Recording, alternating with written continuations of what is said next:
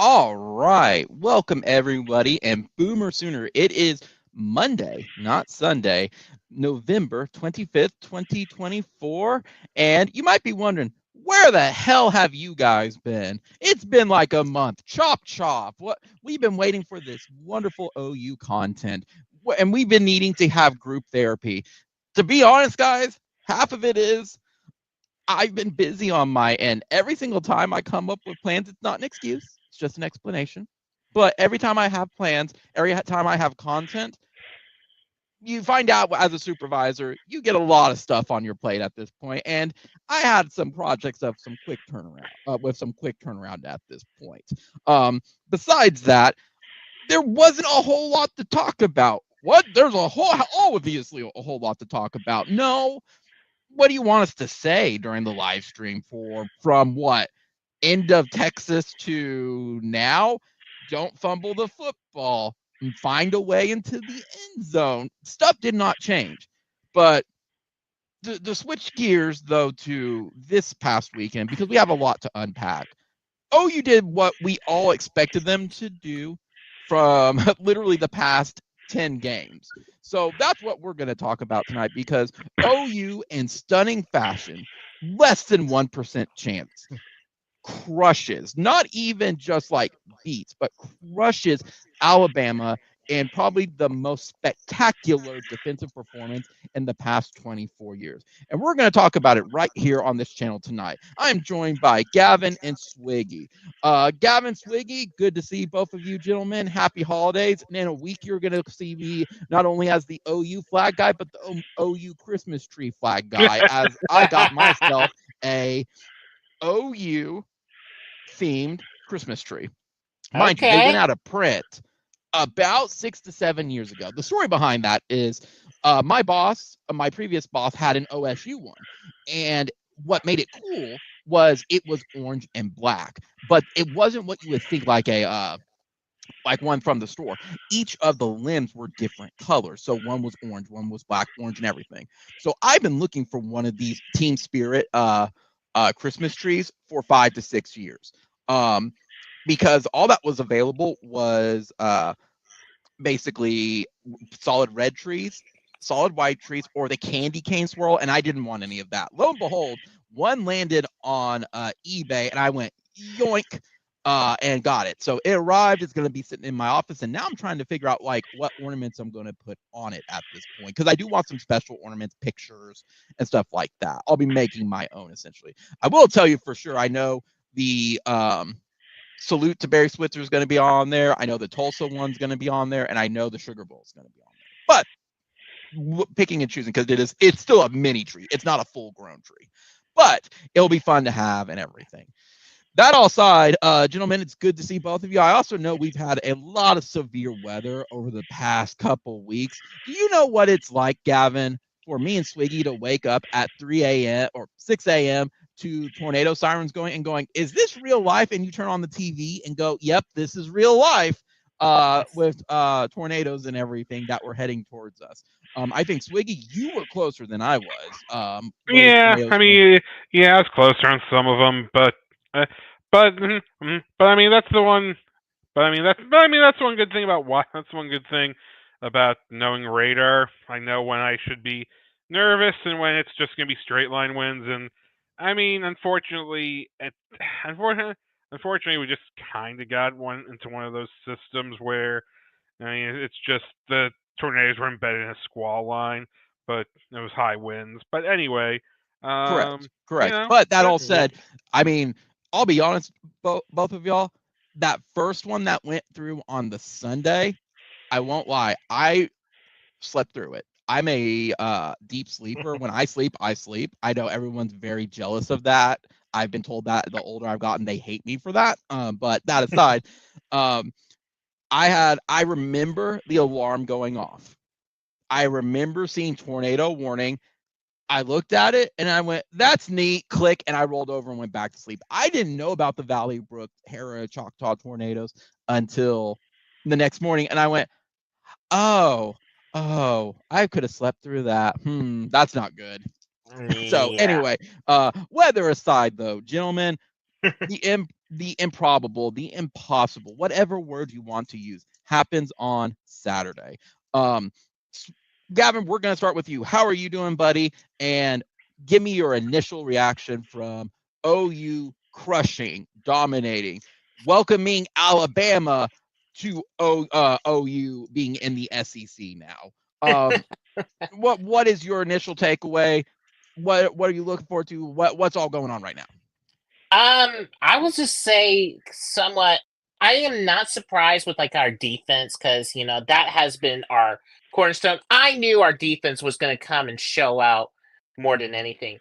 But I will say this, as in the words of a great song that I've always heard, X is always going to give it to you. I got to make sure I give a shout out to the local product, Xavier Robinson. He, only as a freshman, they decided to burn the red shirt and everything, and he just decided to come out to that game for the most part, besides just Jackson Arnold. He was one player that I've kind of always looked at more than anything, to where I've kind of seen some special talent, and he did not disappoint. He did pretty good, against Missouri.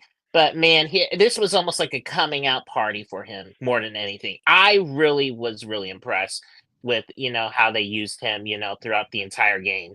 It was just like, I was just so glad to see actual local talent getting to be showcased in that game and everything, and just to have it to where kind of showing the SEC folks, we got some studs, in the state too. So it's not just folks from Texas that we can just yoink out and everything, for SEC play.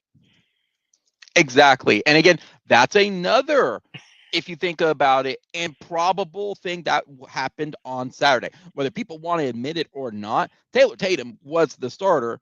And I do not blame him for him losing the fumble on Saturday. He got hit hard. Oh, he did. For that. That was not even a mistake. He got hit squarely in the chest. You saw the ball launch. But that was the final straw for Venables, and he's benched now. And unfortunately, Xavier Robinson is now your starter going forward at this point. I mean, and if he's not, what the heck's going on? I understand why Taylor was in the game for so long, because he was, the best running back in the previous class. But it's on tape. He has a fumble problem.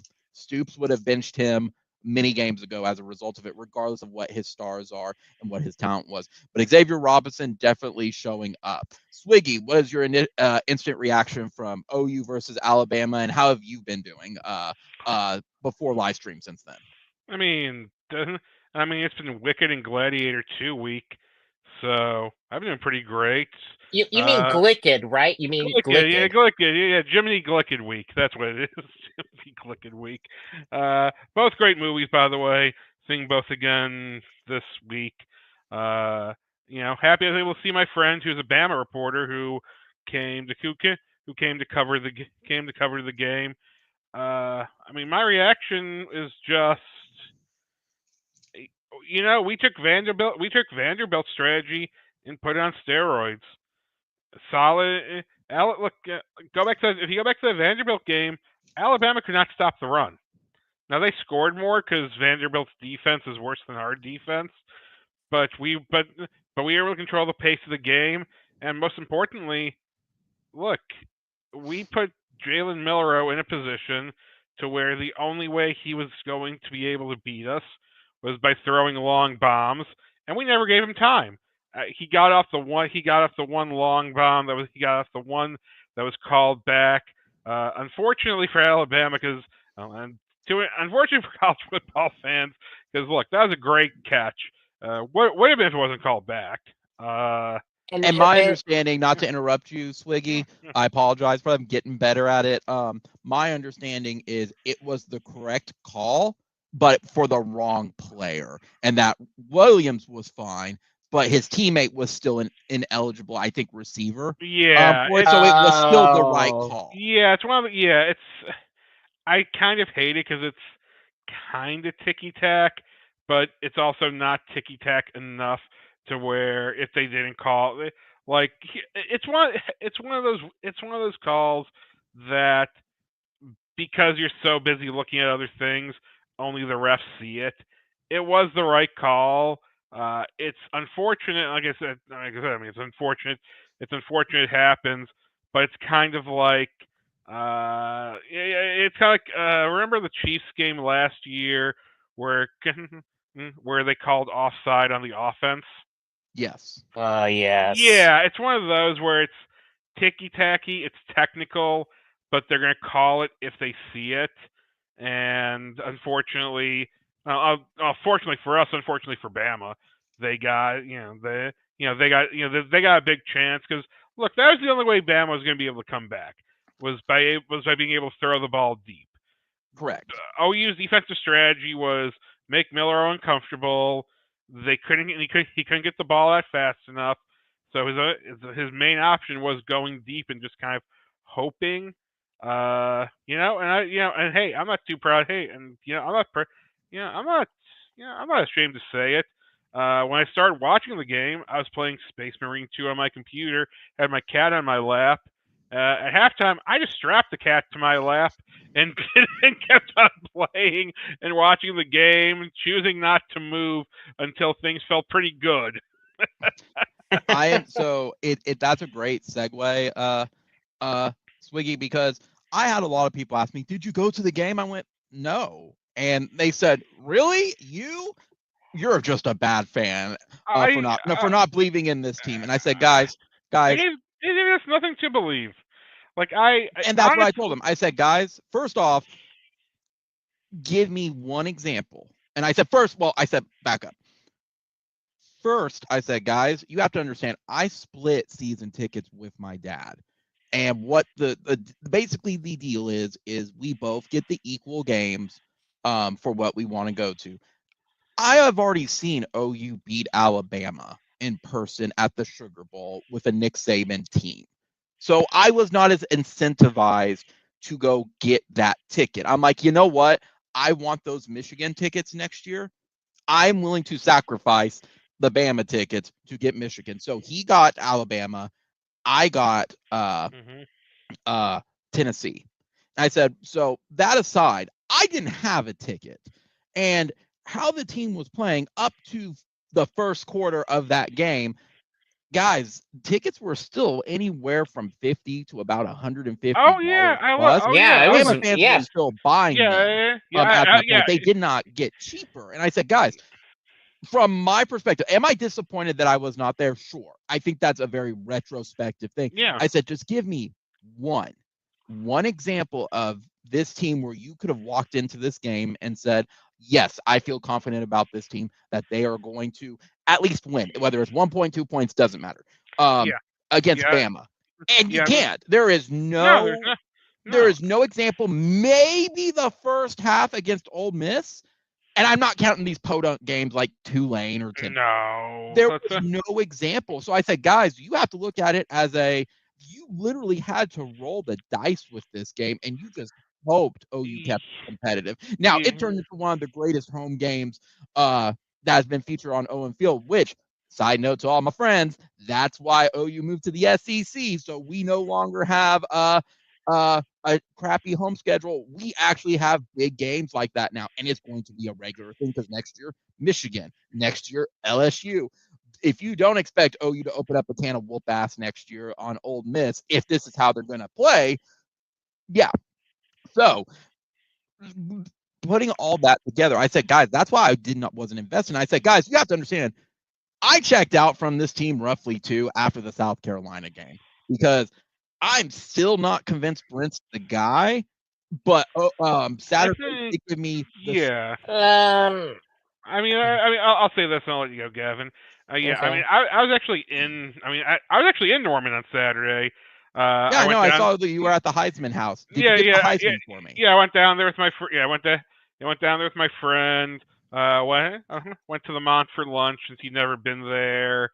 And if I'd been able to get in, like my choices were I could spend money on OU tickets or I could spend money on Legos. I ended up spending money on Legos, I gotta tell you, just because I couldn't find tickets under $100, with fees and everything. You had the exact same thing of OU for 10 weeks gave me nothing to work with. Like, No, they didn't. you had No, to they see didn't. some development, Yeah. something. The Missouri game was before this, and they lost in a spectacular fashion. There was no rhyme or reason for it. So, No, I mean, Missouri was no, just a drunk game, no, honestly. no. I mean, no. Yeah. We still had 5 receivers out. We still had 4 linemen out. And you know what? I will say, I know we've been hard on Bill B this year, but given the rawness that he's had to work with, look, the offensive line came to play against Bama. They did. Yeah. It's I think you're seeing that now. The problem is when you start the season with a very raw offensive line, it takes a while to build. Because I know we all like Trent Williams to just come out week 2, and all of our linemen be that week 2. That's not how it works, and so good. Good on the offensive line for showing up. Good, just something to add to that, though, Swiggy, though, is it did take injuries for them to finally start playing some of these younger guys as well. I've said to a football chat that I wasn't sold yet on Logan, and I wasn't sold yet on Heath. Yeah, Heath. Until I saw Morgan, because we only saw one. We saw Eddie Pierre-Louis just be a monster, essentially. And that's me we needed the younger guys, and I know he want to stick with loyalty, maybe. Yeah. But at some point, I hate saying it, Jake, you get injured too much. You got to be second string. You may be better. You're not consistent. Sexton, he kept moving him around. He got injured. He's not consistent. You got to throw the young guys. Yes, it's a trial by fire, but give them a month. Look what happened. They shut down Bama. They did. Yeah. I mean, that was probably the most dominant line play that we've had all season. And let's put this into perspective. If you would have told me that we've gotten over 250 yards rushing, over 250, I would have laughed at your face, honestly, and would have said, you think with all the O-line issues that we've had, you would think that we would somehow get 250 yards of rushing against a Bama team? That's basically for its defense. I would be laughing at your face, a couple days ago. You would be saying what I said. You're a liar. You would have done the exact same thing. I mean, but I'm like, all of a sudden, this, and it's like and like you said, Swiggy, a lot of times with the O-line, especially with some of the younger guys and everything, there was some issues and injuries and stuff like that, Taylor being out, and with everything that's going on, I think it was probably, has probably been at least probably the best line performance. Now, does that, dissolve everything that has happened the past couple weeks? No, of course not. No. But here's the thing, and this is something I kind of noticed too. After that, South Carolina game, yes, we've lost to Ole Miss, yes, lost to Missouri, but I've kind of gotten a little bit to where, where it's not like the offensive old with Baker Mayfield or anything like that. That's never going to ever happen, of course. But I feel like we've kind of not with that attitude. Not with that attitude. One day my Baker Mayfield clone will work out. But go on. But what I'm saying though is that we're kind of finding stuff that basically is working around basically within certain strengths of our offense, and that's something that I haven't seen. That I've seen in the last couple of weeks after Seth Luttrell, got kicked out of the curb. And that's something where I'm finally like, okay, we can have something work. Now, to the point to where, and we'll probably discuss this a little further, we'll still need to find a new OC and all that, because I just don't think Joe John Finley should be the main OC or anything like that going forward, because this is going to be a whole different beast, especially when you're looking at from the whole deal with the SEC and everything else, though, too, from a recruiting standpoint. Because I have a hard time, especially after Joe John Finley basically lost our in-state recruit and everything going over to Ohio State. I got a lot of issues going on with that. But I think, if anything, we probably need to look at this to where, we need to make sure that we have somebody in the future that can basically be steady, within the conference itself. Correct. And, Joe John, to his credit, he called a masterful game. That was a very elite level of football. Like, kudos to him. And I think that kind of contributed to the success of how did this OU team win? Because, guys, I'm not going to lie. I can't tell you how many people walked into my office today and asked me, what happened? Did you have inside info that this game? I said, guys, if I had inside info and had a smidge of hope, I would have been there. That's how it's like didn't have the hope, guys. But I think it was a combination of things that led to this result, guys. I think, looking at my notes real fast, some of it, I think it was an emotional night. These were like kind of the last Riley players or last holdovers from the Riley era, coupling that with senior night, the ups and downs in the seasons, it being one of the single largest home games since Tennessee. There was a lot of emotion driving onto this, and they wanted to end the season on a high note at that point. We cannot pretend coaches were not coaching for their jobs. Like, their seats were on fire. Whether we want to agree or disagree, and Brent had the potential to be fired after the end of the season is irrelevant. They were coaching for their jobs at that point. We had a bye week. We had 2 weeks going into that game to prepare for that game, to utilize and maximize our strengths. We also, as we have seen many a times before, OU plays their best world beater teams, or best performances as world beater teams, when our backs are literally pressed against the wall. We pin the ears back and we fight back. You saw that Saturday night. The OU team you saw was not the same, or any type of lackadaisical from before for it. And I think it also cannot be underestimated that Bama might have been looking past us at the Iron Bowl, that they thought maybe this was going to be a walk in the park. And lo and behold, like, you can't overlook a blue blood program at this point. I also think, too, that a lot of success, to Gavin, what you were mentioning about the game plan, I think a lot of it was also as well, they took the ball out of Jackson Arnold's hands. Now, when I say that, he didn't throw the ball. He had 68 yards of passing. That was, I mean, if I would have told you this morning without you watching it, knowing the score, well, Jackson Arnold only threw for 68 yards, you would have said, oh gosh, how badly did we get beat? No, they let him run. And to his credit, every read he made, outside of maybe a handful, if that, he was a wizard going through and weaving through.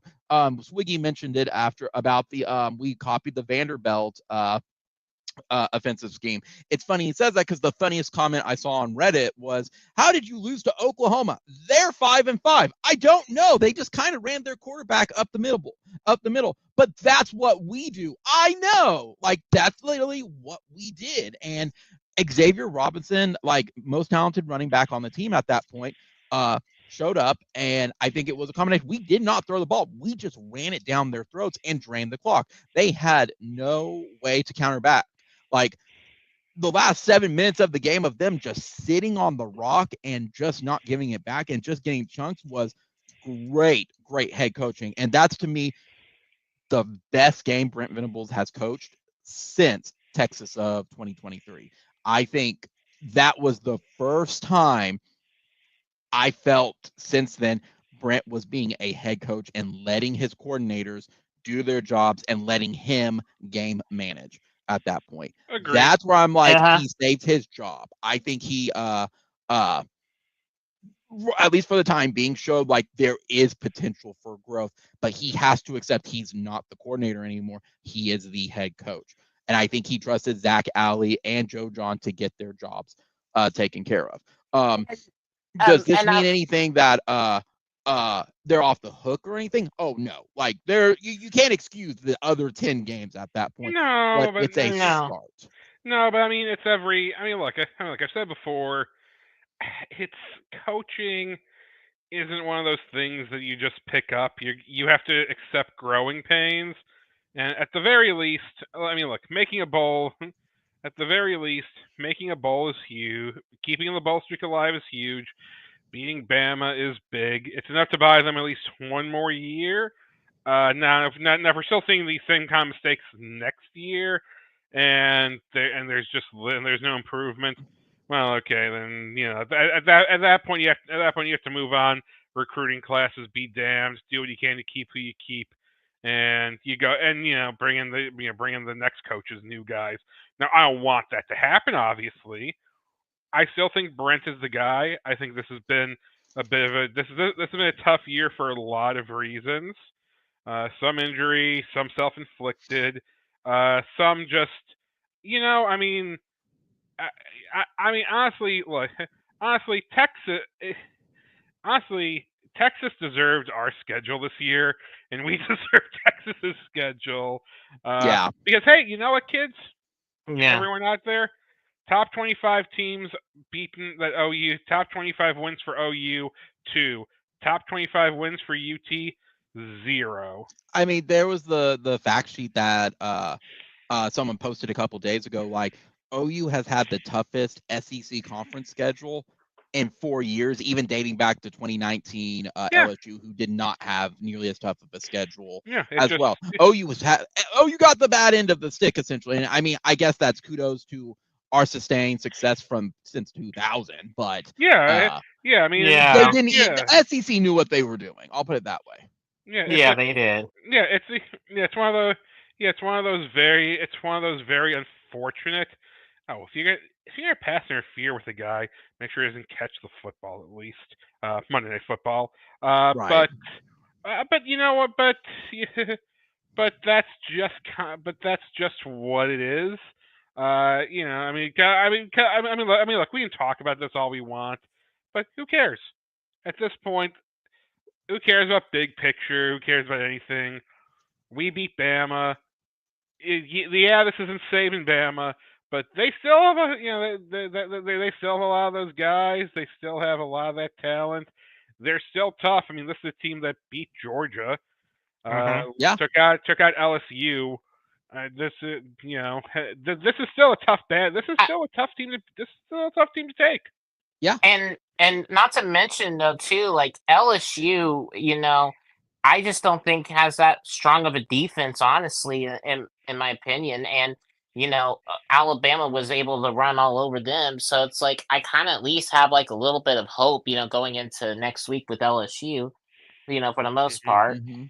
and because honestly, I mean, Milrow just basically just ran all over them, and their run defense is not that good. So if anything, which I think we actually have much more of a better chance in Death Valley. I would even throw this in as well, that to preface, this is not being cocky, okay? I think too there is some credit that I would say, how every team has their kryptonite. For us, it's like Notre Dame and Miami. Florida State, it's us. I think we're Bama's kryptonite. I think stuff just like goes AWOL with them, and outside of that one playoff where even then it was starting to go off the rails a little bit after that first quarter. It just, whatever it is, it just seems like they always get in their heads essentially at that point. But again, it's what Lo Swiggy said. It doesn't matter. We beat Bama. Now here's the bigger picture of that. Yeah. Can you do it again against LSU? Was this an anomaly? I don't think we're anywhere away from saying for certain or not if this or isn't. I think Bill Beatenbow's job, even though he did a great job with the O-line on Saturday, will be determined by LSU next week, because a one-off, guess what? I got yelled at, guys, when I said, guys, this game was a little bit of a different circumstance versus others. Let's see if they have an emotional hangover.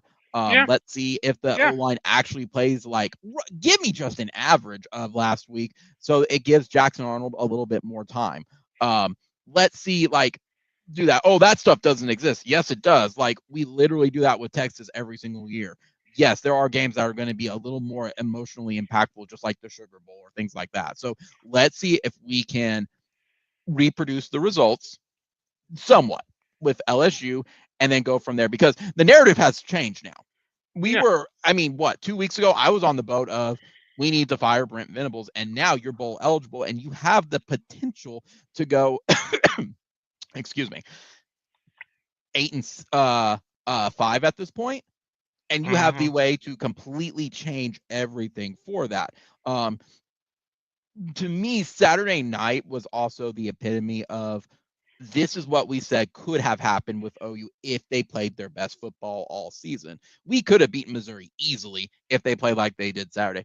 I still believe we could have beaten Tennessee if they played like they did Saturday. We could have been looking at a 8-3. That's right. Yeah, 8-3 at this point realistic. Team, because I don't think we were going to beat Texas this year. That's nothing against the team. We came out very, very flat against them, and I think that's a different monster entirely. I don't think we were going to beat South Carolina because luck was on their side this year. Like, how many turnovers from that? That was just pure luck. And I just who was the other one we lost to? South Carolina. Ole Miss. Ole Miss. Ole Miss. I don't think we would have beaten Ole Miss. Yeah, but here's the thing. We probably should have closed against Arizona. We probably should have closed against Missouri, and we were in the Ole Miss game up until halftime. We were still in the Tennessee game. Like a little bit of luck flips. We were ahead in the Ole Miss to get in at halftime. So that's my thing. Look, football is a very, very hard sport. College obviously there are bigger gaps in college, but the difference between I'll use the Chargers as an example, just because they're on Monday Night Football right now. In the NFL, the difference between a playoff team and hey, you guys are picking you guys are picking in the top 10. It's a nice edge. It's football's just a hard team sport. Things don't always meld. If we're able to go on and beat LSU, then that's 7 wins.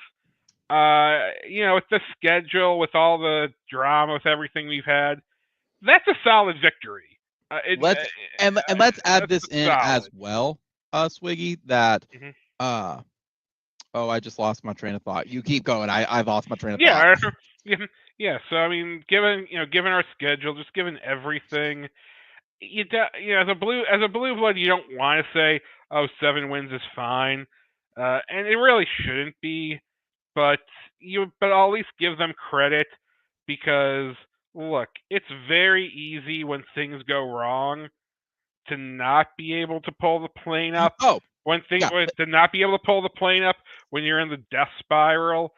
Getting to 7 wins, having wins over Bama and LSU on your resume, that's something. Heck, even Auburn. I know we're saying, it's just Auburn, but Auburn is 5 wins now. They go into an Iron Bowl against Alabama, trying to get bowl eligible, and they're hungry. That's an Auburn team that's an Auburn team that beat A&M. That's 4 overtimes of all things too. Yeah. You can say whatever you want, but even Auburn's not that's just. And I've said this before to people in the fan base. Look, going to the SEC, these games really matter. You're gonna have to be okay with losing 1 or 2 games a year, just because it's hard. It's hard. Now the rewards are so much better, and you'll keep getting better players because you're in the SEC. But this isn't like the Big 12, where what do we have to do? Just what? Like our one big game a year. I'm going to disrespect the Big 12 a little bit here. Well, before you go to that, I did remember my thought was the big thing which made Nick Saban the GOAT. It wasn't the games he won. It wasn't the championships. It was his ability to motivate the players from week to week and to get up every single game day and play like it's a national championship. That's, I would say, 75% of the battle right there. And motivating is a thing. And he did that. Like, that's how he succeeded for that.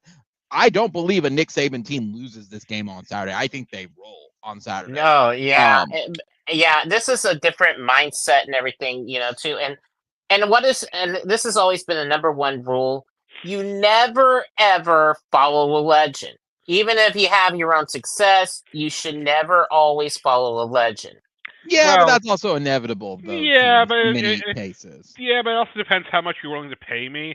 Like Yeah. if you pay me what DeBoer's getting paid, yeah, I'll follow Nick Saban. Because the thing is, even if I follow Nick Saban, if I still put up some good seasons, okay, cool. Bama fires me because I'm not a legend. I'm still getting another job somewhere because. Oh, I see. You're doing the Charlie Weiss strategy. Yeah, who cares? I'm getting $10 million to sit on my ass Yeah. at home. Yeah, but speaking of chaos, look, and one thing I want to say too, this is what also makes the game special, guys. We're gonna have more of these games every year because, and yes, I'm about to insult the Big 12 here because it's fun and it's accurate. We did not get big games in the Big 12 because our biggest game every year was at a neutral site. Now, that said, I love the Cotton Bowl. I love the Red River Shootout, rivalry, whichever one you want to call it. It's just the simple fact is most of the time, the Big 12 just wasn't good enough to get to great home games for us. To add to that, Swiggy, and I'm just adding to the details for you. Yeah, go on. We didn't also get the teams that brought the hype for when they were highly ranked. Like, I remember going when Baker Mayfield in 2015 or 2016, when number 7 TCU rolled the town. That was a fun game, but nowhere near the links that the Tennessee game was. Nowhere near the links the Nebraska games were more hype than those Tennessee games, and Nebraska's terrible. Correct. Exactly. And that is a testament of the Big 12. Like, that was a reason why we left, guys, because we wanted the home experience. We got tired of being other people's big games at their stadiums, a la Ohio State, Florida State, UCLA. Yeah. That's why we scheduled these out-of-conference games for that in the first place. And to your credit saying that, Swiggy, you're very much right that the Big 12 really during the time of when the other 4 teams left, who were basically the big home games that people looked forward to? I'm honest. I mean, as someone, I mean, I kind of liked A&M before the entire old Big 12 fell apart. I'm talking about after they melted down. I would say when TCU was ranked, that was something. Oklahoma State was always the one because that's Oklahoma State. Yeah. That's it. Yeah, I mean, and once again, the biggest indictment on the Big 12, former Big 12, is that in your 4-way tie for first place, only one is an old Big 12 team. Arizona State, Colorado, and BYU all looked better than a bunch of old. I mean, look, I'm just going to say it. I never thought Oklahoma State would fire Gundy, but this might be the year it actually happens. You're going to have to. Like, I know people are saying no, but my thing is, look, if Gundy was pulling if Gundy was pulling in, let's say, a top 30 recruiting class, and that's still a good that's a good Big 12 recruiting class is top 30. Sorry to everyone. Sorry to everyone who says, "Oh, I love it because anything can happen." Well, you know what? Really, the Big 12 is just something new. It's just something new. I'm calling MAC Plus. Well, it's all the action you love, but it's streaming. But half the games are on ESPN Plus, so you don't get to watch them, and it's a bunch of it's a fun rock fight. Don't get me wrong. I called Kansas beating Colorado this last week because I mean, even though Kansas has a bad record, they're weirdly not a bad team. They just lost a lot of close games. That's where they are. Yeah. It's what I said and got laughed at, and I'm gonna be honest. I've been the very petty person of enjoying the cashing in receipts and saying I told you so, because when the big 16, whatever you want to call it, the MAC Plus, I said on this live stream, and it wasn't you guys, it wasn't Sean or either. It was other people where I said, guys, your expectation is you say the Big 12 is going to be fun because they're going to have all these teams and they're all going to be competing for the Big 12 title where it's anybody's game. Y'all thought it was going to be really, really good when in reality, no, it's a dumpster fire and literally it's two hobos fighting over a half grilled cheese sandwich in the back alley behind the dumpster. It's not a good conference. It's fun for the college football sickos like me, who basically is their game on. Oh yeah, sure, I'll watch it, but yeah. but that doesn't mean you're good. I mean, right now, the Big 12 has eaten itself, so they're only getting the one playoff spot. And look, I'm not saying you want to fix, but I'm not saying you want to fix it. But what you always want, like, one or two dominant teams to be at the head of it, and everything else is fine. But the Big 12 just stinks. I mean, like I don't know, like who I would basically want to even root for the Big 12, honestly.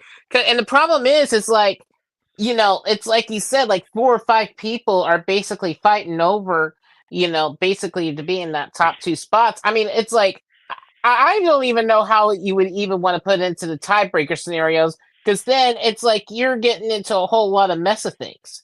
Here. And that is what is so crazy about it, is like it's just basically like who do you think's even going to be able to win it, because we still have no idea and we're coming into the final week of the season this week. I mean, I think there's some apocalyptic scenario where 6 or 8 Big 12 teams can be tied. It's not going to happen, but I'm very much rooting for it, just because. I mean, look, whoever wins the Big 12 is Homer Simpson, and whoever they face in the playoffs is going to be Dredrick Tatum. It's not going to end well for Homer. I mean, maybe they can, because look, I do think the most important thing, and all the playoff talk, all of this stuff has highlighted one simple thing. It's important to play out the games and not just make assumptions. Like, just because we think something will probably happen, that's not always how it works during the games, which is the entire point of the playoff.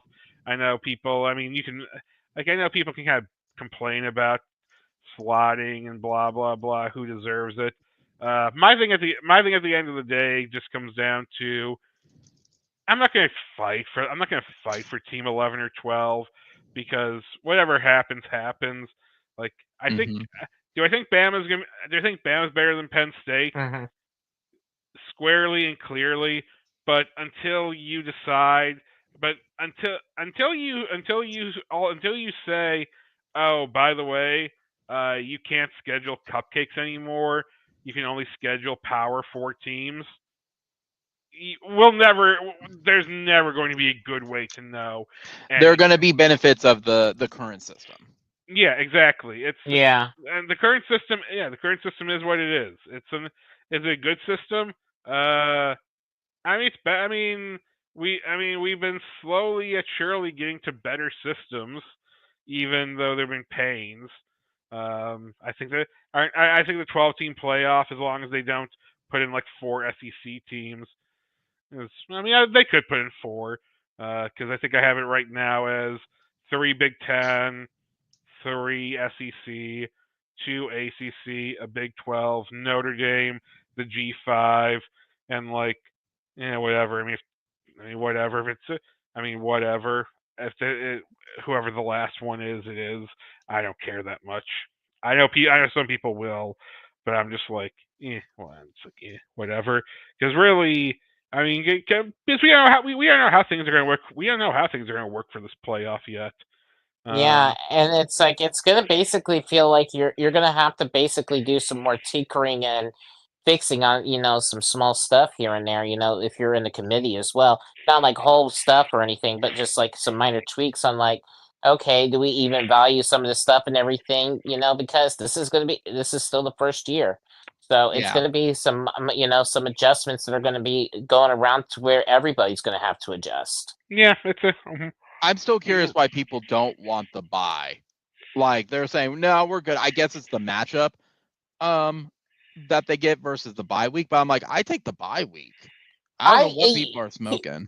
I mean, honestly, if you want to win, you got to just win your conference championship in order to get the bye. Because honestly, because with the attrition, especially with the SEC and some of these other, and I don't know what other conference, but if you're the SEC champ, you want that bye because especially after the grueling season, you want to be able to recoup and be able to get your players well rested and ready to go. Honestly. It's a dumb thing because occasionally you have a team who gets a bye and loses and says, "Oh, we shouldn't have. If we hadn't had the bye, we could have stayed fresh." Like 2023 Braves lost to the Phillies in the NLDS, and they said, "Well, if it wasn't for the bye, we would have, okay, yeah, it's okay." Yeah, I don't think being off like 4 days would be enough to turn you into the Rusty Tin Man, but I don't know. That sounds like a personal problem to me. Yeah. It's just honestly having the buys is an easy having the buy is an easy built-in excuse, just because. Oh well, some people want to keep playing, but no, you want the bye. You want things to get healthy. There's a reason why every NFL team wants that bye week. It's you'd rather you want the bye. You want to be in control. Whatever happens. It's Correct. Come Now, on, stop being stupid. Yeah. Now, I will say, I am looking very, very, very forward to Thanksgiving this Thursday because I'm not going to say who, okay? But family member of mine said that we all get to look forward to Thanksgiving because both of our teams are horrible. They're not bowl eligible, and we don't have Bedlam to argue. And boy, am I going to walk in as the cockiest person on Thursday and go, excuse me, only one of our teams is not bowl eligible. You see, my team is bowl eligible and has actually won a conference game this season. So I don't know what you're talking about, but we actually did that. So by the way, I have a very important man. I have a very important Thanksgiving question. Turkey or ham? Ham. Oh. Because it's ham. Because there's only a very certain way you can do turkey right. Otherwise, it dries out. It's horrible. I'm not a fan of the fried turkeys and stuff either. Yet there has to be a way to keep the turkey meat moist. Otherwise, it's not good. I mean, there is. You have to spatchcock it, but people don't always do that. But no, Josh, you're wrong. See, the answer was actually a secret third answer, and that answer is steak. Man, you would love going to my Thanksgiving, and then that's what my brother-in-law makes for us every year. That's right. Well, that's what I'm doing. I'm doing a bone and ribeye with air fried potatoes, sautéed peppers, onions, and mushrooms, and pecan pie for dessert. I don't know what we're doing except steak. I was just told to show up, so I'm going to go, okay, I will eat whatever you provide. So, Gavin, what's your answer? Yeah.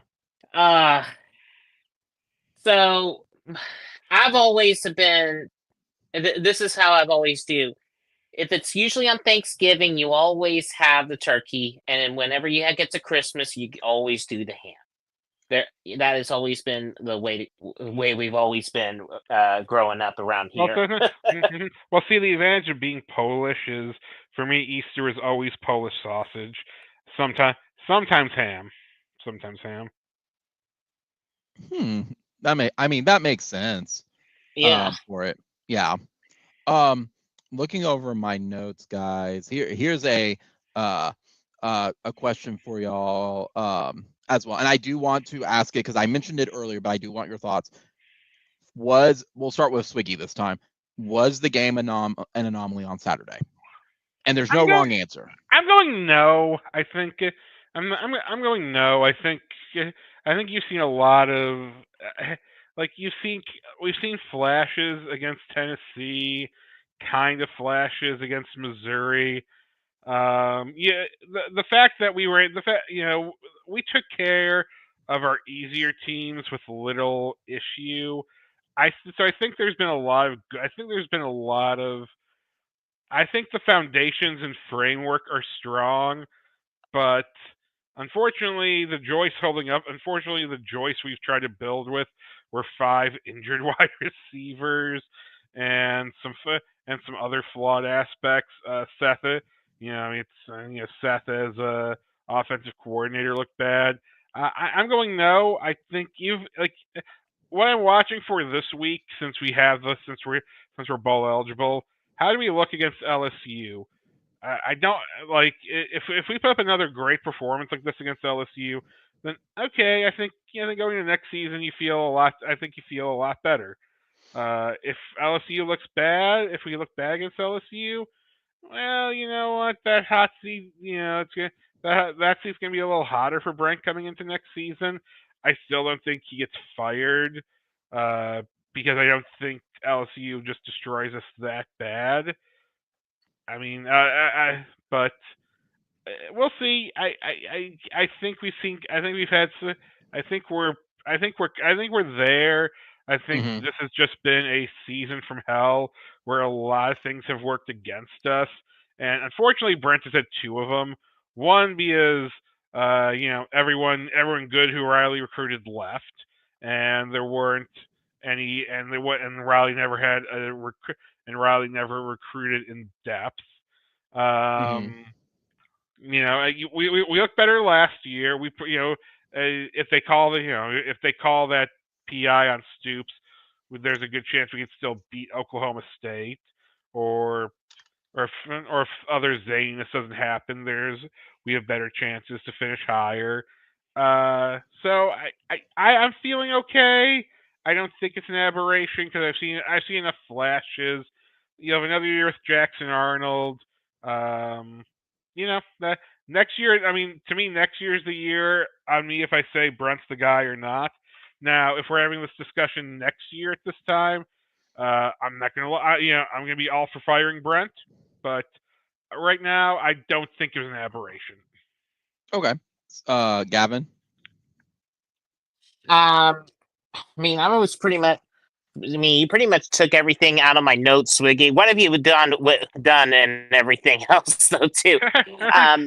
Gavin, Gavin, you're just like the robot in my book club who steals all of my opinions.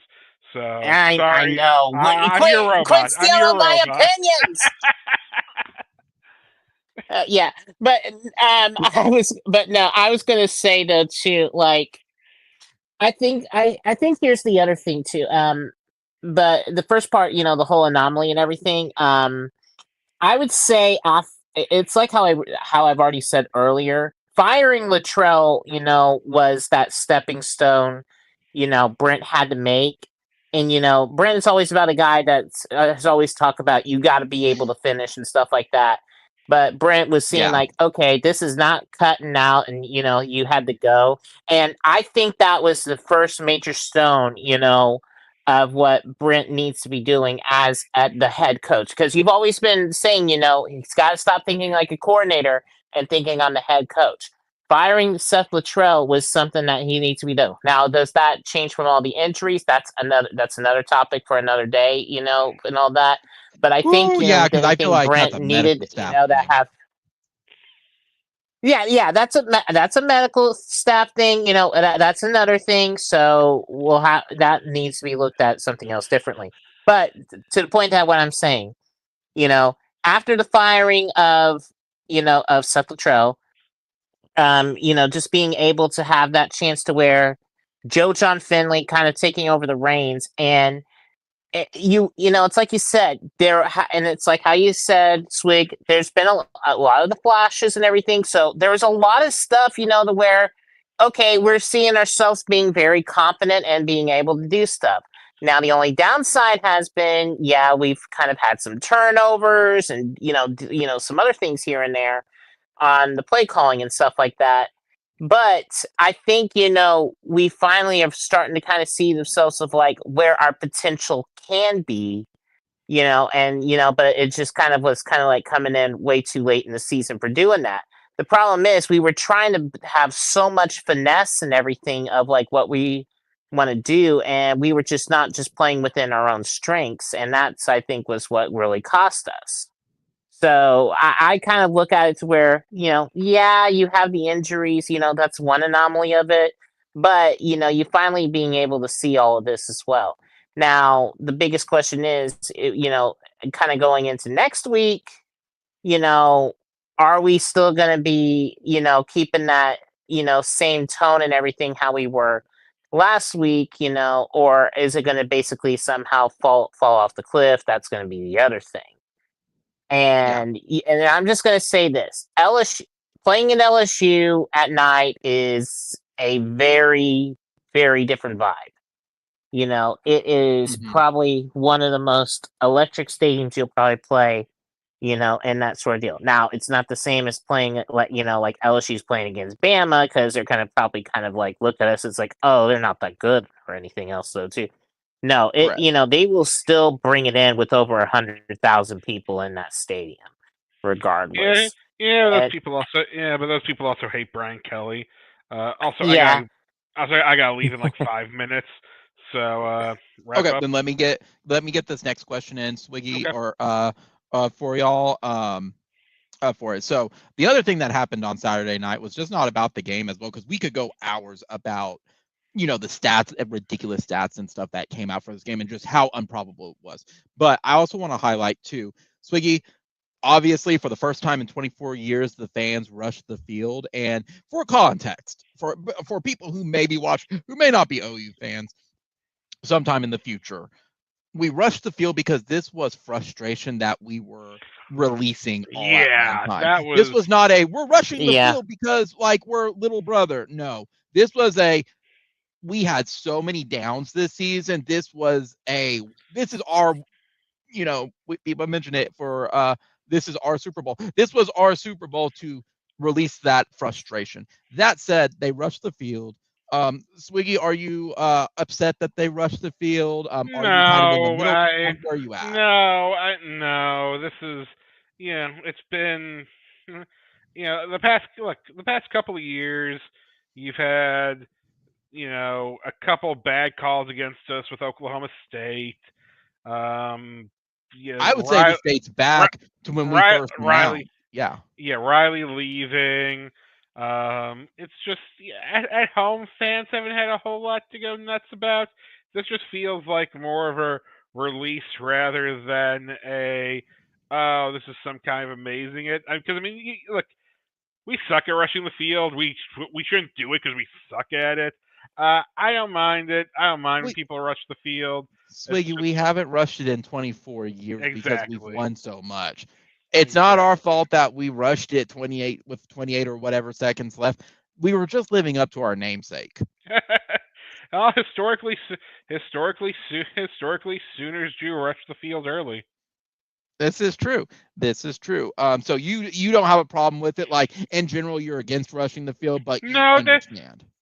I mean, I'm fine with rushing the field. I'm kind of like, my entire thing is, I mean, try and stop a mob if you can stop a mob.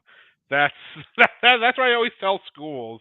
I Like, personally, I personally I don't know a mind it. security officer who worked the game Saturday. When they rushed, they said, "You guys don't get paid enough." Like we talk about, like we need to stop rushing the field. Where's security, dudes? They make minimum wage for those Dude, games. They said I'm not risking my life for this. yeah, Like they said, we're gonna yeah, do what the one thing we're told is go protect the visiting locker room. yeah. That is what we are paid to do, and yes, we will do that. But basically, the general is let them work it out of their system at that point I, and let them go. the problem is you need to find a way to change the culture of rushing the field. Uh, and that's a much bigger thing that I'm not gonna get into. I can't get into today because I'm jumping off here in about a minute. I'm jumping off here now. I don't have a big problem with it. I know some people do. Quite frankly, I don't care. I'm just gonna say it though. If you go up to a defense, I'm just gonna say it though. If you go up to a player and try and tackle him, yeah, I'm not gonna feel bad if you lose your teeth. Correct. One more thing for you, Swiggy, before you go. Ready for trivia question time. And I was gonna save it for the later part of this show, but trivia question. Guess what ticket just became the single most expensive regular season ticket in college football history? I'm gonna say Indiana, Ohio State. Nope, you were Okay. wrong. Whatever. It's a lot more obvious than that. Texas A&M. You know how much they're running on average right now? 3,000. No, nowhere near that, but 1,100. Okay. Well, For that's nosebleed sections. I mean, and I that's went, that's about right. I mean, that's the first time that game. I mean, it's been over a decade since they last had that game. Aggies want to try and upset Texas. We'll see if they can try. But hey, I gotta jump off. My last thoughts are Boomer Sooner. Let's beat LSU, and hopefully we'll have a Hopefully we'll have a celebratory tone next week. Yep, but we'll see what happens. Boomer Sooner, Swiggy, have a wonderful Thanksgiving. Have a plate of turkey food or steak. I will. Bye. See ya. Gavin, same question to you. What is as I get my charger, your thoughts on the fans rushing the field? Are you for it? Are you against it? Or is it the same thing that you understand the situation, the context surrounding why they did it, but support or don't support it as they say? I get the context and everything, and it was a lot of it to where we can finally have that we basically release and have some sort of jubilation, but from a bigger scheme of things, from the history of what OU usually is and everything, I am just not a big supporter, especially like if we're in that, if we're in that sort of like blue blood sort of program, like along with the sides of like Bama, Ohio State, Michigan, to where we are, so used to basically winning these games and everything, to where I'm like, guys, we have a lot more wins and everything else too than like some of these other programs that don't usually even win that much. We should not. It's like I'm okay and everything. On maybe a little bit of context to where we're so excited about the win and all that and everything, but the season that we have and everything, it doesn't deserve this sort of celebration for me personally. It's like I understand, and it's like at least we're finally happy about something, but that doesn't mean we should treat this like that. Now, okay, say if it was like if it was like where it was like maybe, and I'm gonna just say this like for an example, like if the scenario was different, to where it was top, both teams were top ranked. Maybe one of them has like one or two losses or something like that. Yeah, I would maybe be okay with that. If it was, if the records were a little different, but it was just like I just don't really think it would have been, something I would basically, on that same issue. Because, like, look, when I'm kind of going back to like 2014, and kind of from what I can remember, Dak Prescott with Mississippi State, they were the number one team in the country. They were in the top seed in the playoffs and everything. And, they were going up against Alabama. That was number 5. And Bama just destroyed them and all that and everything. And yet you did not see Bama rush the field. Yeah. I think too, though, it's like I think I'm also against rushing the field too. I understand the atmosphere around it and why we did it. So I'm like, I'm not going to criticize them too much. But then again, like, it's funny rushing the field against Bama just in general, because they've been dynasty for like 14 years. It's kind of funny that everybody like it's slowly turning into tradition of we're going to rush the field against Bama. That's actually very funny to me. And that means it's respect to Bama as well. But it's just like Vanderbilt earlier. I'm not going to blame Vanderbilt for rushing Bama. Like, they deserve that win. No, like, okay, if we were Vanderbilt, then I would say, I would be fine with that. But, like, for us, like, Oklahoma, like, with, like, Oklahoma or USC, in that top-tier program, I just don't really see the aspect for it. That's just my opinion, though. And that's valid. Yeah. That's valid.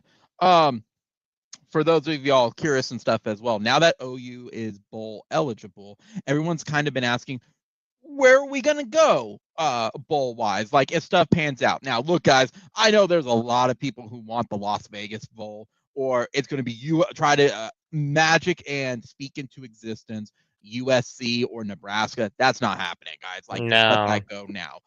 Right now, the bowls that tend to keep popping up are the Gasparilla Bowl in Tampa, the Memphis Bowl, the Frisco Bowl, and the Birmingham Bowl. It's going to be the bottom of the bottom. It's going to be the toilet bowls. But I mean, right now the opponents look to be, we are destined for like a Big 12 team, Cincinnati, Kansas, West Virginia, and I think I saw another rando team from it. But those are kind of the destiny for that. Don't expect too much. Again, you can end the season on a high note with it, and the entire point of the bowl games is not to go win the bowl game. I mean, yes, it's a bit to win the bowl game, but it's to get those extra reps and everything. For the younger crew at this point who do need it, we have a young team. So that said, I mean, don't expect us to get a big Premier Bowl. That's all I'm gonna say on that. It's going to be a trash bowl, but hey, I mean, beggars can't be choosers. We could be not bowl bound and still having this talk of, do we have $100 million to buy out Brent Venables? Gavin, I will say too that concerning rushing the field too, let's be honest too, some donor wrote that check immediately and he's going to frame it. Like, let's just be honest. On it. So other than that, Gavin, we can move on a little bit. I think too with this game as well, the segue into like something very brief. I would let usually Sean take the lead on this one because he's very much more recruiting. But I do think because OU won on Saturday, I do think they prevent the Fasusi flip. I do think he went to Texas, and I think we lost him at that point. I now have confidence that with the win, based on what he was saying, based on how his family was talking, I do think he will end up at Oklahoma because of what he saw on Saturday. And if we can replicate even just like an average against LSU on that, I think he lands up in Oklahoma. Yeah. I was convinced he was gone for that because you don't take visits unless you're changing your mind for it. But I think with how lackadaisical Texas looked against Kentucky and versus how we looked against Bama, I think it made him change his mind or maybe even solidify at this point. It's not over till they sign on the dotted line, and stuff could always change with the transfer portal and stuff like that as well. Yeah. But which can be a discussion after the season's over, of course. But for now, I have faith. I'm not going to say 100%, but I do have faith that Fasusi does stick with Oklahoma at this point. That said, too, so not just with Fasusi as well, I do think let's talk a little bit about the OC search as well. I think it's all over the place, if I'm being honest, based on like trying to read threads, trying to pick up on information. I think a week ago we had Dan Mullen. I think Dan Mullen would have been the safest pick, because again, before Bama, but let's clear the room. Before Bama, no OC was going to take an at-risk job. I know Brent Venables. I know Joe C. and Harris said, like, we have full faith in it, bros. That was all coach speak. That was all politics. Like, they didn't actually say if he was retaining his job. They did the very base level. We have confidence in our coach. Guess what? That can change in a week's time. Now, that said, with the Bama win now, you couldn't have convinced an OC to leave for what, maybe a year or two, unless there's a high buyout at that point. Mind you, there was also $100 million reason why we wouldn't do the buyout, because you're not just buying out the Venables, you're buying out the coaching staff at this point. Now things have changed. Now, in my opinion, they saw Saturday and see Venables probably has at least 2-3 years. Whether people like that or not, he secured his job on Saturday when you beat Bama like that. And that we're Yeah, he probably did. just a competent OC away from, being a playoff contender team, maybe even playing for a title. I think Mullen was the safe pick, though, because he doesn't have anything to lose. He's not coaching anywhere. He's just an ESPN host at this point. If he was cut within a year, who cares? At this point, he makes a payday. Yeah. Now, I think the guys that keep popping up are Craddock, Arbuckle, Arbuckle, and then Bell. But please don't hire Bell from Pitt. That's all I ask, No. guys. Like, if you want me to think Brent is the guy, don't bring that guy in. That said, I think it's because now that they see the faith in it, depending on how everything has happened, I think they want them to bring their quarterback with them. Now, does this mean Jackson Arnold transfers? Does this mean this is the end of the Jackson Arnold era in Oklahoma? I don't know. Does he accept relegating to a bench while the other quarterback exists to give him more time to develop? Who knows? But I think that's where the OC search is at the moment. I'm starting to lean that it's Craddock, but I have no evidence for that. That the info again is just kind of so sporadic. I'm repeating what Sean has said of let's wait it out at this point because we're probably not going to know anything until after the regular season. The only thing I'm worried about is the quick turnaround on this hiring search and everything. I mean, I feel like this should have been a several month thing, but I know time is of the essence and they're going to pick the hot hand. Regardless of who it is, they're going to get paid a lot of money.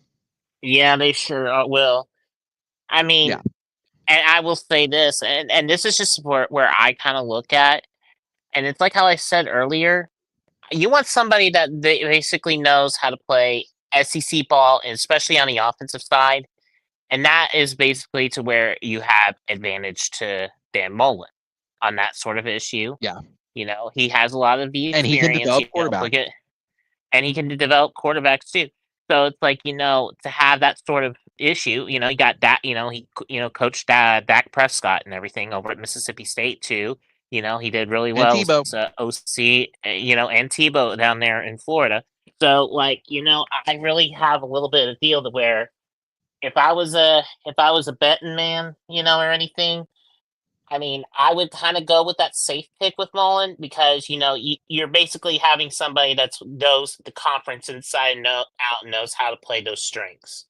That would be my deal. Problem is that if you're getting somebody from outside the conference that doesn't know how the SEC plays and everything, Correct. and that will really come back to really bite you really hard. And we don't really need that step back, like how we were with the Mayfield days and all that, in the Big 12. We need something that's more SEC prone and ready within that sort. So what you're saying is we need psychopaths. Pretty much. Yeah. I mean that's what we need.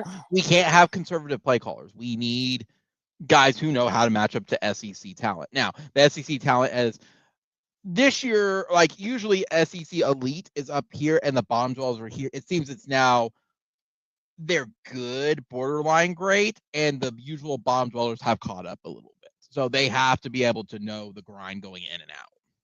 Exactly. Yeah. So yeah. I would say for me, I would probably go with Mullen. But that would just be me. Yeah. Yeah. I'm still convinced it's Craddock, but I mean, who knows? I mean, we probably have 2 weeks at least before we figure out what. I think it'll probably be announced like maybe after the bowl game. That's probably where I'm at. Yeah. Yeah. Very briefly, Gavin, before we wrap up and everything, I will say I'm sad that both of our not college football related because this week is going to be just as loaded as last week. What with the Iron Bowl, Texas and Texas A&M, OU and LSU. I will say though, to both of our credit, I'm sad that both of our teams got bounced out of the high school playoffs. But Oh, We could have yes. been privileged to have the honor of losing to Del City. Because,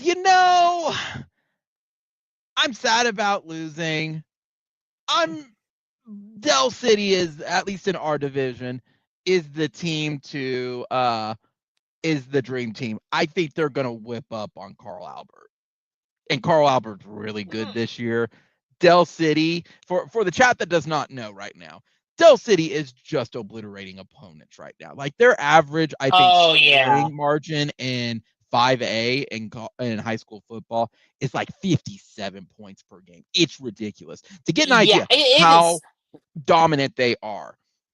First round, they beat I think it was McAllister. I forgot who it was first round. First round, no, it wasn't they beat McAllister. 51-0. Yeah, it was next week, Bishop McGuinness 66-0. Their opponents have scored a whopping 0 points on them. And I went, holy schmoly. And we were on that side of the bracket. So it's like, pick your poison. Do you want Carl Albert, the traditional blue blood, or do you pick Del City, who's the powerhouse? I'm like, I don't want to be humiliated on the field. Yeah, it's going to be a good matchup in 5A. I'll put it that way. Yeah, I mean, Del City just basically blew up against their Archtown rival Midwest City, which I kind of thought, that was a little extra blood in the water right there. And then, of course, Bishop McGuinness, that was always Bishop McGuinness has always been a decent powerhouse, but not real complete powerhouse, able to walk through. They're always playoff bound. I mean, here's the thing. I actually got to watch Del City play. I actually got to watch them. And the talent on that is just unbelievable. I mean, it was so bad, when I watched, it was like they had this as a high-ranked matchup of like number 2 versus number 3 teams, when I was watching. It was like 27-3 at halftime, and then they already put up 60 by the third quarter. That's how funny? Crazy about it. And you know what's funny, Gavin? I took a look at the bracket. It's funny because Del City and Carl Albert face each other this Friday. No, not this Friday. December 6th. They have a week off from it next Friday. But I'm like, that's the real national championship or state championship. I don't care what Newcastle and Guthrie do because they're just going to lose to the winner of Carl Albert. Oh, yeah. It's basically like, the rite of passage, honestly. It's like, yeah. Yeah, I think it's at a neutral site. I just don't know. It is at a neutral site. The last I remember though too, and this is from what I remember, we got some flies going on here. But yeah, it's gonna definitely be on the west side and everything. But something that really got to me more than anything was the fact that what was it? The 6A schools and everything that are actually playing and everything, they're actually being playing in such small schools. Okay, yeah, they're both being played at Putnam City and Putnam City North. That's where the 5A titles are actually being played at. Well, the title is going to play at UCO. Oh yeah, the title's going to be played at UCO, yeah. So it looks like the semifinals will be at Putnam City, yeah. Yeah, both the semis are at Putnam City. But I will say, like, and this is kind of where I have issues though too. You have the top 6A schools, with like Owasso and Jinx, and Edmond Memorial, and I can't remember who else and everything. And they're basically decided to go ahead and play them at a 5A school in Claremore, which honestly, I really have some issues with that. It's like you have all these big schools, that have a lot more people than everything, and you're going to put them in like very small stadiums, in that sort of regard. And I have a lot, some very, very issues with that because it's like, I've been to Claremore, and it's like I just don't know if you'll be able to fit all that. Now, if like one of them is the home team, like say Jinx, for example, or Owasso, I can definitely see that, Yeah. but I just don't think you're going to be able to have the full capacity, for doing something like that. And It that's could be kind of as well like where, they don't expect as many people out. yeah. Now, I do remember that the game with Owasso, I think they'll be playing against, if I'm not mistaken, um, they will be playing against like Edmond Memorial, which they will have to take the drive all the way to the east side of the state. And that is basically another deal in itself to where, yeah, Bixby and Edmond Memorial, that's going to be a 7 o'clock game. And I don't think Edmonds Memorial is going to be able to have a whole lot of people going to be going down to that drive. But Yeah. here's the crazy thing. Like, Jinx and Owasso, with Jinx being the home team and Owasso, both of those schools can make the drive to up to Claremore, and they have that as the 1 o'clock game on a Friday afternoon. Right. And yeah, and here the issue that I have with that is like, both of those schools are going to definitely show up. It's not going to be that far of a drive because for Owasso, you just basically take it all the way down to Highway 20, and they will get there in about like 15 minutes. Jinx, Correct. you can probably get like 169, get on 20. They'll take them about 30 minutes. Both of those schools will show up. Right. So there is no issues with that. But I just don't think they're going to have the full capacity to do it. Now, there's like a bit of a good concourse and stuff like that will be able to do it. But I just don't think, it's the right stadium to be played. If I and this is just me and where I'm at, because there's not a lot of stadiums that are basically within around there that have the capacity about it. The problem is it's like if you're doing, there's maybe a few stadiums like last year, Jinx and Union was played over at Sand Springs, and both teams showed up as well at Sand Springs, and and it was and it was pretty much sold out on both sides of the stadium. Yeah. I would have said, probably would have said if you would have told me that you would either have like maybe say like either Union maybe played, that would be like very close to Jinx, that could have been one possibility right there. Or if you would have had, say, and this is just kind of throwing it out there, and I remember back in the day, and this was before the OSSAA sort of changed things out. They used to have games being played over at TU, especially for some of these big time matchups.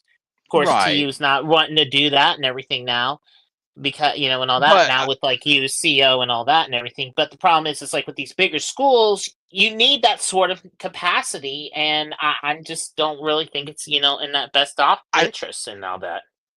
I don't think it's that, Gavin. I think it's keep in mind it's Tulsa, OU, and OSU don't host them anymore. It is usually at UCO for that as the more centralized stuff. So I don't think it's that for it. I think it's solely I think the stuff just changed for it, and they're to try to make it more fair versus, all right, we're going to host it at OU, we're going to host it here at OSU or something like that. I think that's more of what it is, and to make it fair for the traveling, regardless of the of capacity or anything. Because at some point, if they're going to sell out, they're going to sell out. Yeah, it is, but it's just like I kind of also am very weary too because it's like, you're going to be selling out, but you're basically playing at like very smaller venues though too, which it doesn't really help out too to when if you're out of seating, then it's going to basically be a not good look or anything too for some of the schools and everything as well.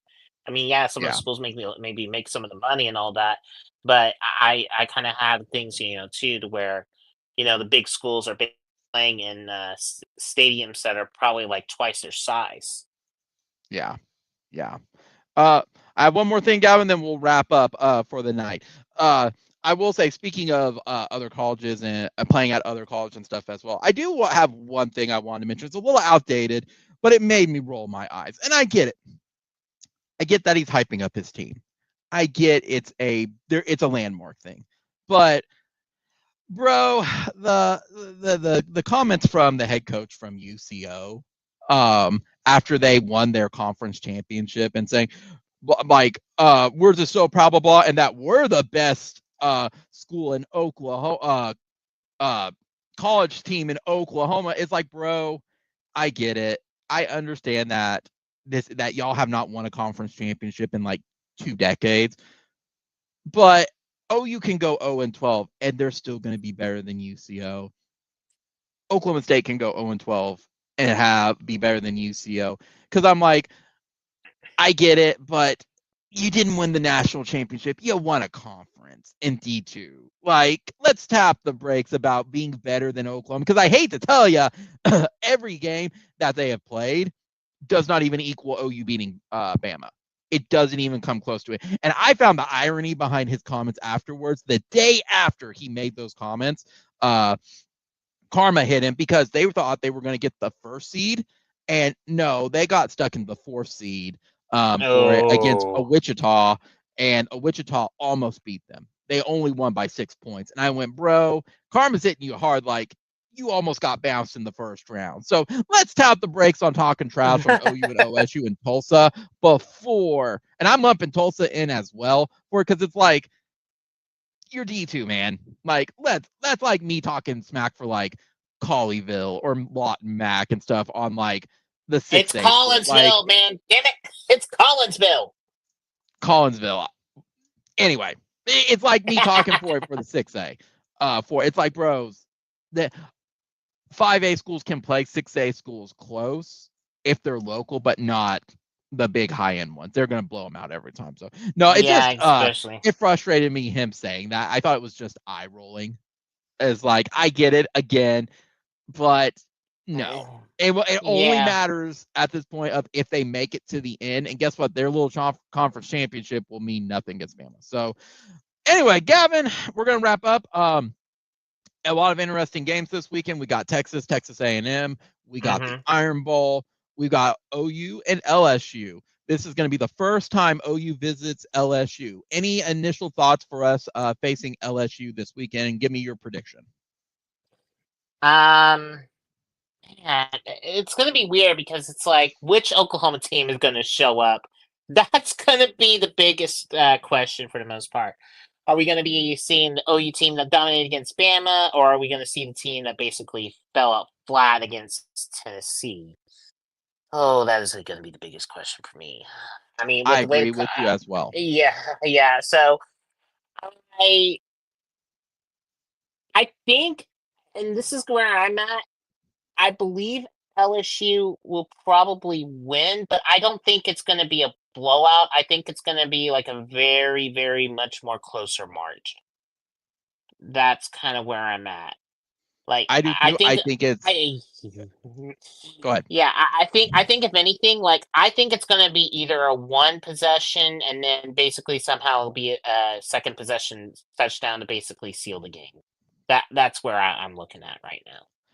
I think OU has a chance, especially now that they got some confidence going into the game. But Death Valley is going to be a very, very tough environment, and I do think the crowd is going to be rabid, especially with OU visiting Death Valley for the first time. And this is, LSU kept kicking the can down the road against OU, and now the stars have aligned that they're finally going to face each other, and we'll see what's going to happen.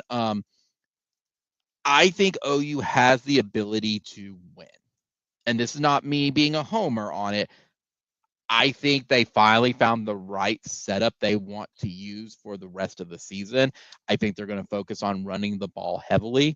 And I do think that LSU is also very down as well for it. And this is OU's opportunity to strike at this point. We have the hot hand. We can potentially take advantage on it. But we'll preview more of that, guys, on Wednesday night with our OU LSU preview before Thanksgiving. So, guys, I want to thank everybody for coming tonight. I want y'all to comment, rate, subscribe, like, hit the notification bell so you know when the channel updates and or uploads videos. I'm going to try to be better getting some content out now that some of the busyness from work has kind of ebbed at this point for the time being. Additionally, be sure to check out previous videos and live streams as it helps bump the channel's numbers up and helps the video algorithm in the search bar and or the after videos. Again, our next live stream will be Wednesday, November 27th at our usual 8 o'clock Central Standard Time. As a reminder, we host post-game videos as best as we can, either on Sunday or the occasional Monday, like tonight, depending on how our schedules pan out, including game previews on Wednesdays or Thursdays. So definitely be sure to look at the date when the live stream is live. So that's all I got, guys. I'm glad we won against Bama. Let's repeat the progress again against LSU and continue to get a better ball at this point. Boomer Sooner, there's only one Oklahoma, and there is only one true Crimson team. Boomer Sooner, guys. See everybody Wednesday night. Later, Gavin. Later, stream. See you, guys. Peace out.